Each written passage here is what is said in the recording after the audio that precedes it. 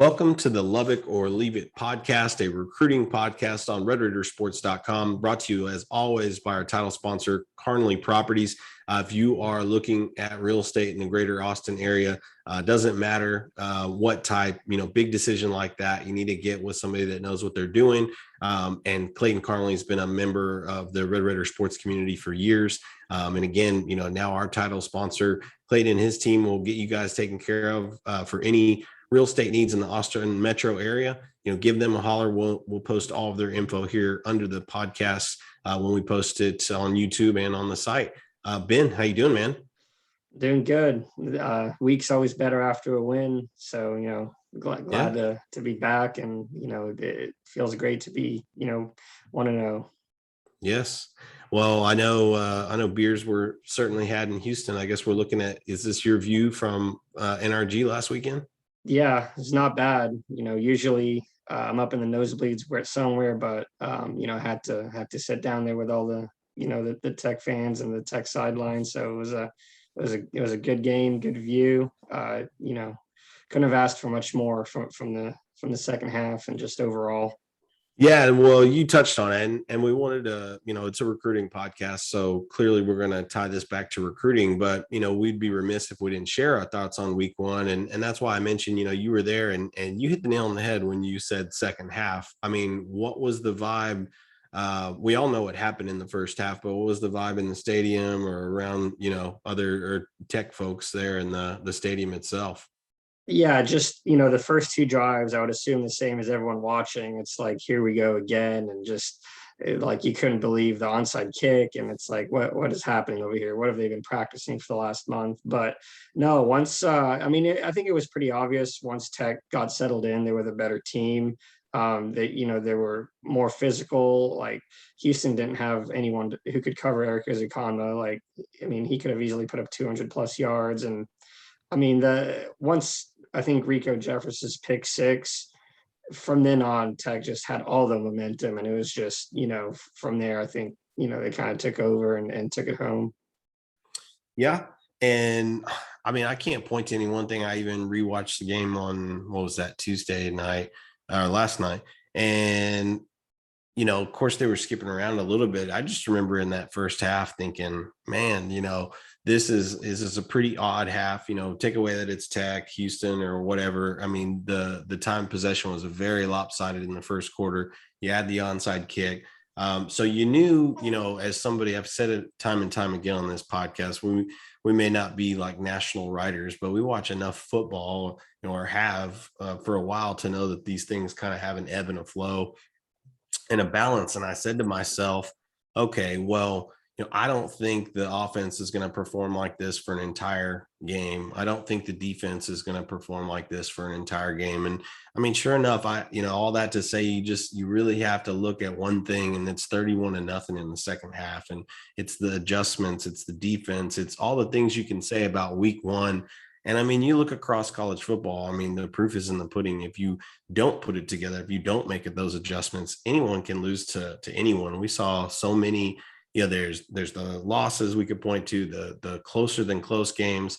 I feel like that second half was not necessarily, I don't want to be dramatic, not a statement to those watching, but almost a statement to themselves and to their own teammates within that locker room. It's like, hey, they're going to run into some situations where they may be trailing or some things may not be going their way. Right.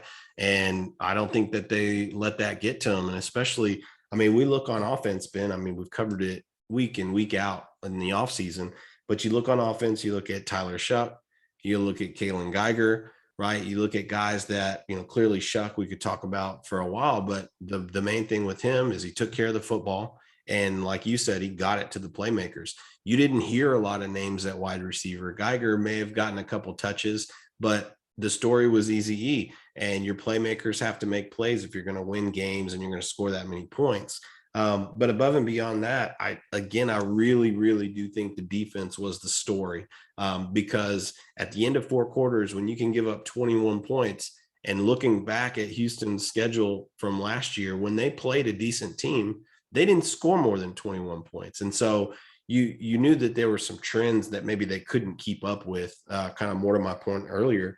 But you had Reggie Pearson making plays. I believe he had a pick and several key plays. Josiah Pierre came in, and I'm sorry, Pearson from Wisconsin. I don't want to skip over him. You know his story. We'll come back right to that. But this is a young man that couldn't get cleared by the medical staff at Wisconsin. I feel like he was one of the best players behind Rico Jeffers on defense, bar none, flying around the field. So, what do you say about that? Josiah Pierre from Florida got in at linebacker and made the most of his snaps. And then you look at the rest of we all know how many transfers they have, but Malik Dunlap, Rashad Williams, I'm sure Muddy Waters was in the game. I mean, I think you're seeing some of that depth and how that can kind of play out over a whole game. I know that was a lot, but kind of tying it back to recruiting, you see these spots where the coaches invested in transfers and guys that had experience. And we talked about, or we heard about, I should say, the roster getting older. Maybe what did you notice, Ben, from some of these new faces? Yeah, I think you nailed it. Just the overall depth. I'm looking at the PFF rankings, and Tech played 20 guys on defense. So, and you mentioned some of the newcomers. Well, even going back to last year, you're sticking with the transfer theme. Colin Schooler and Eric Monroe, Brandon Boyer Randall. Those were all transfers. They've just been here a year. So it's like, Matt Wells got here. They had to rebuild the defense, and now you're kind of seeing it take shape. I mean, it's time. It's year 3. I feel like all the pieces are there to be good. And even though, like I said earlier, Houston came out and scored the 2 touchdowns, and it was here we go again. It wasn't like they were just, pushing your D line back 10 yards at a time and just dominating. They were converting a bunch of 3rd and 4th and 1s. It was kind of fluky because all it takes is one stop and the drive is over. Sure. They just kept converting in all these short yardage situations. So they weren't dominating. They just, put a couple of drives together. But yeah, I mean, just the defense was excellent. And I feel like this is something we'll continue to see as far as bringing in transfers, because they've had so much success with, especially on defense. You just look at, Zach McPherson now in the NFL, and, you just kind of assume that Colin Schooler and some of these other guys are going to have their chance next year. So, Sure. So just that's where they've been successful. So that's what I'd expect going forward in recruiting as well. Yeah, and I think, just me watching on TV, right, not being there in person, one thing I was able to get a closer look at was the D line. And there was a lot of time where Bradford and Hutchins would get a lot of pressure, but even when they just get a little bit, I think that's really what causes some of that chaos and lets that linebacker play shine. But even, talking about guys who are redshirt or second year, they always say that JUCO players kind of maturate in that second year and kind of show you what they're all about. I thought Devin Drew had a tremendous game. He may not have had, a lot of marquee plays, but man, he was putting it on the edge. And so, yeah, I just think, all around great effort by the defense. And again, if they can put 4 quarters together like that, nobody's going to sell you on the fact that the Houston Cougars offense was explosive or, as talented as some of the teams that they'll face. But you've got SFA coming up, you've got FIU coming up, and then towards the end of the month you go to Texas, and so I just think they'll be able to build that cohesion on defense, the communication, etc. And the only other thing I would say about week 1 is you kind of throw out, you can certainly learn a lot about teams, but also week 1 is adjustments, it's learning, it's so many other things. I mentioned the college football landscape earlier. I couldn't remember off the top of my head, but like Washington lost to Montana or something like that, right? Washington is a top 10 preseason team, or could win the pack type of team. And so Iowa State struggled against Northern Iowa, who everyone tells me is a powerhouse, team in their division. That's great, but this is supposed to be the best season Iowa State's ever had. And yes, Matt, I know they lost last year in game 1 and went on to have a tremendous season. And that's the point is we don't want to know what we don't know. But I think we went into it and not even me and you talking about it, but with the next topic we're going to get into with this, almost the conference realignment or the reimagined Big 12. It made this game even more important than it already was. You forget about, any of the news going into the matchup that University of Houston is going to be one of these teams. We talk about getting a Big 12 invite. I mean, you had year three of Matt Wells, you had new offensive coordinator, you had so much on the line, including a contingent of fans that loved Dana Holgerson and might have wanted to see him, be the Texas Tech head coach. So I mean, for me, I think just winning that game is so much more than just starting 1-0. And maybe that's an outsider's perspective, but that's the last thing I want to talk about with the game, Ben. I mean, what are maybe some other factors I'm not mentioning there in terms of the importance of this game? Yeah, I mean, I think I was waiting for the fans, right on that side of the field to start chanting Big 12, but that never happened when they were down 17 at the end there. No, but yeah, I mean, just the whole Houston joining the Big 12 news, I think came out Friday at some point, and then Saturday obviously was the game, so it was kind of all but official, and it did just add to it. And I know a lot of our subscribers are like, I don't want to, create a rivalry with Houston. Who cares? It's just Houston. Well, I think it's different if you were there and you feel there. I mean, there's, a little bit of hatred. It's an in-state, program. So I think it did just, kick that up another notch. And I think, with several Tech players being on Houston's roster, and all the trash talking and everything, it made for a fun atmosphere. So you mentioned, big picture, maybe more important than winning the game. But last time I was in the stadium, Ole Miss kicked Tech's ass, and it definitely felt better this time around to walk out of Yeah. there with the win. 100%. So I think Yeah, that's yeah. kind of True my. freshman Alan Bowman's unexpected debut that night. Yeah, no, I mean for certain. And I mean, the only thing I would say to that, and I want to say this because there's these folks are listening, or hopefully they're following along on the pod. I mean, you have your experience, as a Tech student following Tech football. I have mine. All I'll say is Houston wasn't even a single thought when we played them. They weren't in the national media news, etc. I think what we've seen through Bryles, Sumlin, Herman, all of that, they've invested in their program, they've won games, they've done whatever they've needed to do, new stadium, etc.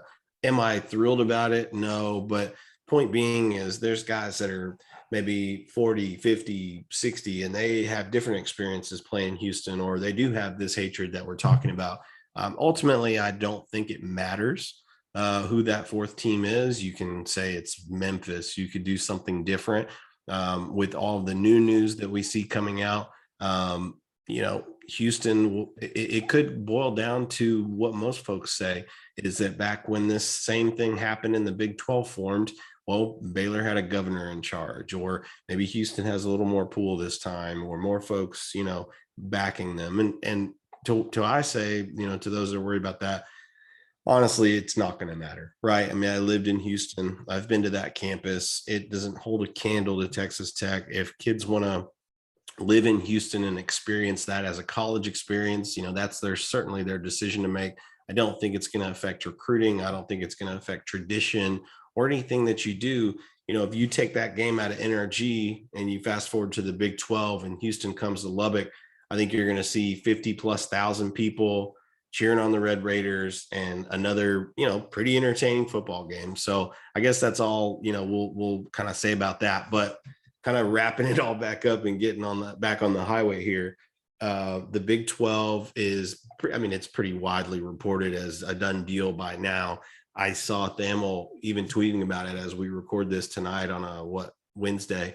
And I mean, it just seemed like a very redundant tweet to, or report, if you will. But the Big 12 is going to, have a response here. They're going to expand all of this in the same vein that, as of right now, OU and Texas, yes, they've done the same thing. They've applied and accepted to the SEC, but under the assumption that will be 2025, right? So that's the elephant in the room here. But University of Houston, University of Central Florida, University of Cincinnati, and BYU or Brigham Young University are going to be invited and added to the Big 12. So that gets you technically, with what I said before with OU and Texas, to 14 teams total. It's been rumored that BYU could join as soon as next year. Everybody could join as soon as next year. I've heard 2023. I've heard additional teams being added after OU and Texas leave. So everything is still very, very fluid. But the one thing that's, pretty steadfast is that the Big 12 is going to invite those four teams. We talked about so many things, Ben. I mean, especially the website. This conference realignment does even crazier numbers for posts or replies or interests, eyeballs, even than a coaching search, because it's such a tectonic shift in college football. We knew that it was either, some form of the Pac-12 or schools going to every different conference, and then, everybody kind of getting absorbed into a power conference. Well, we also knew one of the options was a reimagined Big 12 and maintaining that Power 5 status. The last thing I'll throw out there as a pretty big, noteworthy item is we know long-term OU and UT will be going to the SEC, but it's also been reported, by our boss on Red Raider Sports that Texas is interested in signing this long-term home and home with Texas Tech, almost as a, keeping them on the schedule, keeping that kind of going type of deal. Now, all of that sounds great, right, Ben? But maybe what does it mean for Texas Tech, and what are your thoughts on kind of all this roundabout way that we got to right here in this weekend, expecting these, new invites to the Big 12? Yeah, whenever Texas and OU first announced they were leaving, I was kind of championing the Pac-12, and I was posting a bunch of memes and tweets, and that sounded kind of fun to go play Oregon and the Arizona schools and USC every year. But once that was going to happen, and again, this isn't, I would say, the Big 12 isn't extending their grant of rights or anything, so that's not out of the picture yet. I would say adding these programs is good till 2025, right? When that expires, and then we'll see what happens then. And I think, is it perfect? No, but I would say the four programs, they all have been successful in the last decade, right? They've all made, big bowl games and have won double-digit games and have, put out first-round draft picks and all these different things. And it's gonna be fun football games to watch, just like week one was. And so at the end of the day, you said it wouldn't change recruiting that much. I agree. I think Tech is still going to sign, their three-star players from around the state and then supplement with the transfer portal. And so, at the end of the day, what do I want to see? I want to see exciting football. I want to see, Tech win games, and both of those things are still on the table, with adding these programs. So, that's just kind of my thought on that. Well, and I touched on it earlier, but everybody has sort of that, we talk about their generation of when they're at Tech or when it was sort of like in their world. And what I always remember is the divisions and how, okay, this year you are playing this team, this year you aren't. And that's the other part of this conversation, Ben, is with that many teams, you will have divisions again, right? With 10, it was this everybody plays everybody, one true champion, right? And now you can go back. If you want to be Power 5, if you want to be like all these other conferences, you have a North South, you have East West, you have whatever you want to call it. And I would say that some of those schedules, some of those hits and misses, I mean, that got Tech to 8-9 wins some years when you duck some people on the schedule. And I shouldn't say it like that, but when the schedule was a little bit different and you can control your non-con. Now, what's different about back then compared to now is, okay, you have your divisions, you play what you play, but if we're gonna, I don't know about assume being the right word, but if we're gonna imagine that the agreement is in place, Texas and Texas Tech are going to continue playing for several years in a non-conference agreement. Well, I mean, the Longhorns just joined the SEC, right? They're going to have a loaded schedule. They already are a program that schedules non-conference games way out. I mean, we're talking USC, Oregon, stuff like that, to the best of my knowledge. Now, I know a lot of that's going to change with SEC. I guess all of that to say, what do you like? If let's say, okay, you've got Central Florida, you've got Cincinnati, Houston, and now you've got BYU. How would you split that up, and what makes sense to you? Yeah, I think there's two ways to think about it. I think you can do all the Texas schools, Oklahoma State and BYU as a division, which is kind of a regional, you can call that the West or whatever, and then the rest would be the East. I think that makes some sense. I think another thought process is you split up the Texas schools, so you go 2-2. That way everyone gets to play a game in Texas every year.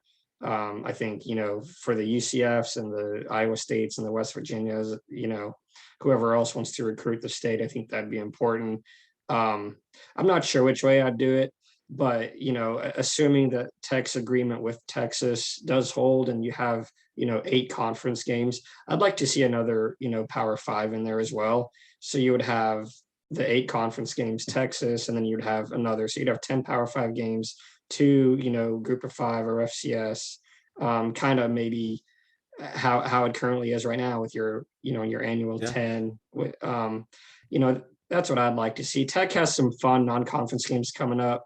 North Carolina State, Oregon, Colorado State. Those are some fun, road trips. So I hope that those stick and all the fans are able to make those.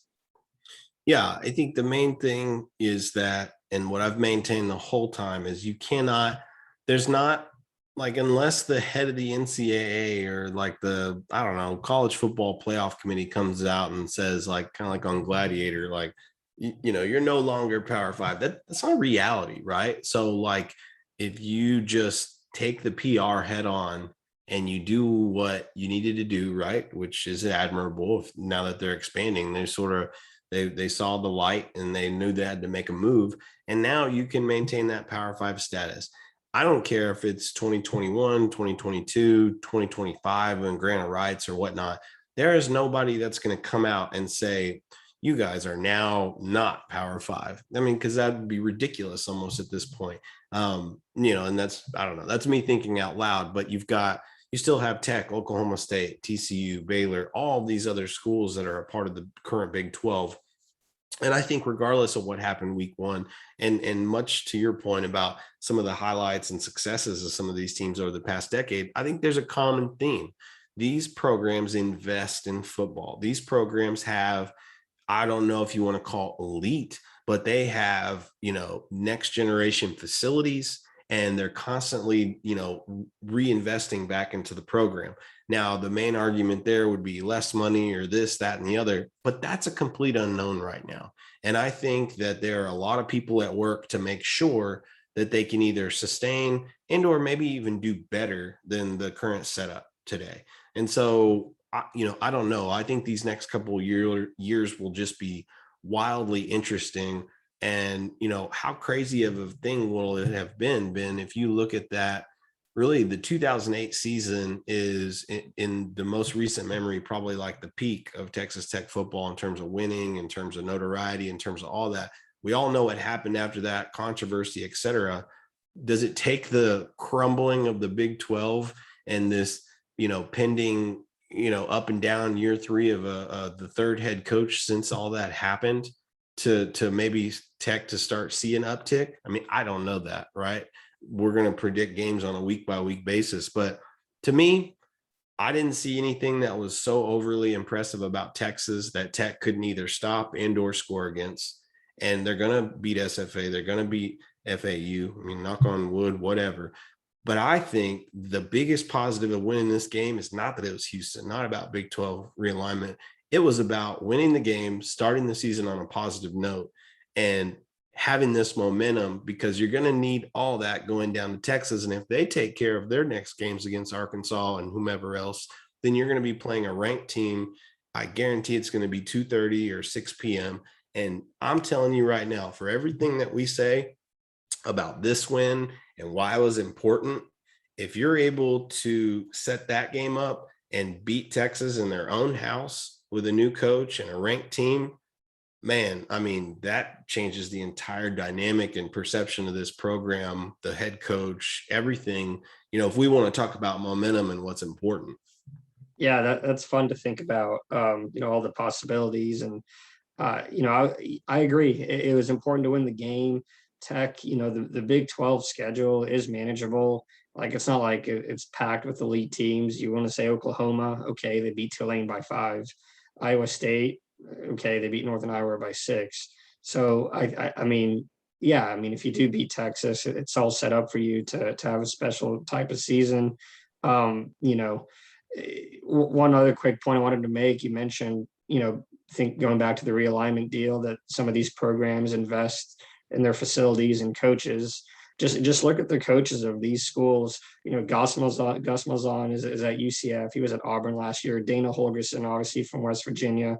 Luke Fickell at Cincinnati is one of the top Group 5 coaches. He was at Ohio State for forever, and then BYU as well. So I mean, yeah, just to your point there, these aren't slouches coming into the conference, and Yeah, absolutely. I mean, you could say whatever you want about Houston. I mentioned some of the other coaches. I mentioned the fact that they're going to go. They don't.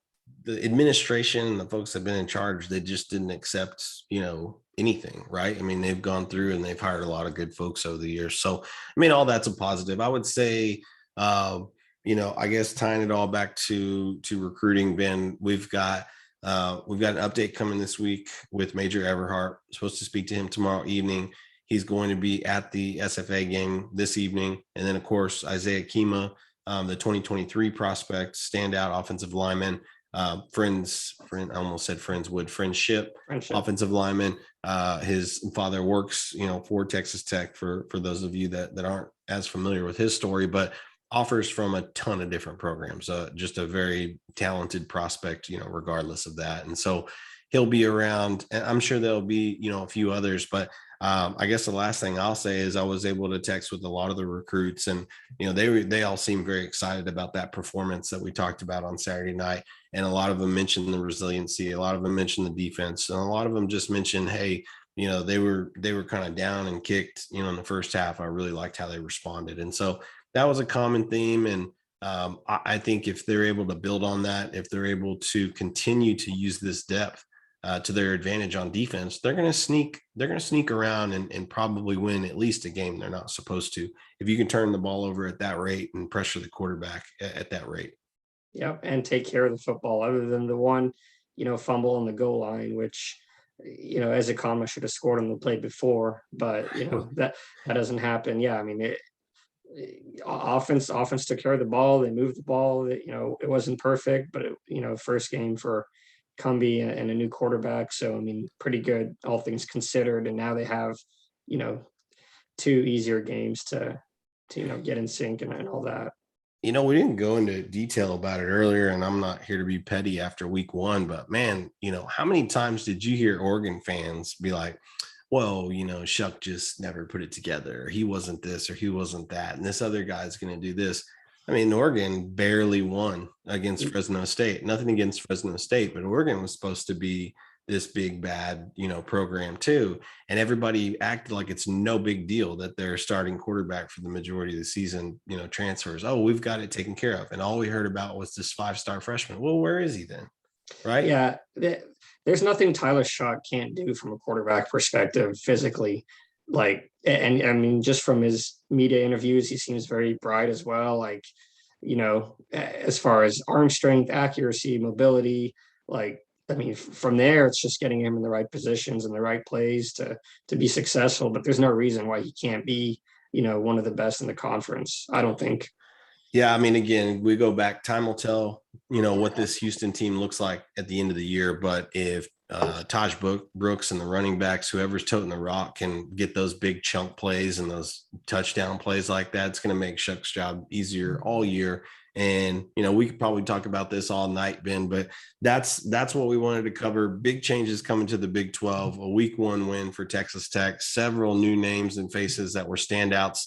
One that is not a new name is Carnley Properties. Make sure you guys check them out. We're going to post their info here below the video. Again, any real estate needs in the greater Austin area, please give them a holler.